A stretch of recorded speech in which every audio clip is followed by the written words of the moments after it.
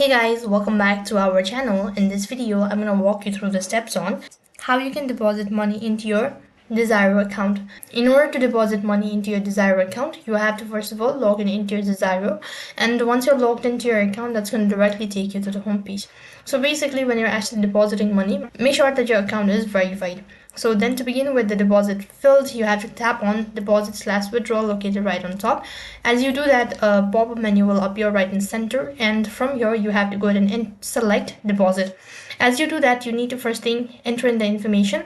So you have to enter the name of the beneficiary, the IBAN bank identity number, the bank name, name of the beneficiary, and bank address, all that. After you've done that, you'll have to go ahead and click on the submit button located right at the bottom. Next field, you will be asked to enter an exact amount that you wish to deposit. Then you have to confirm the transaction. As you have done that, it's going to take a couple of hours in order to complete the transaction, or a minute. Until you get further notified, you have to wait patiently. So that's basically how you can deposit money on Degiro. That is all for this video. I hope the video was helpful. Make sure to like, share, and subscribe to our channel. Thank you for watching. See you in the next video.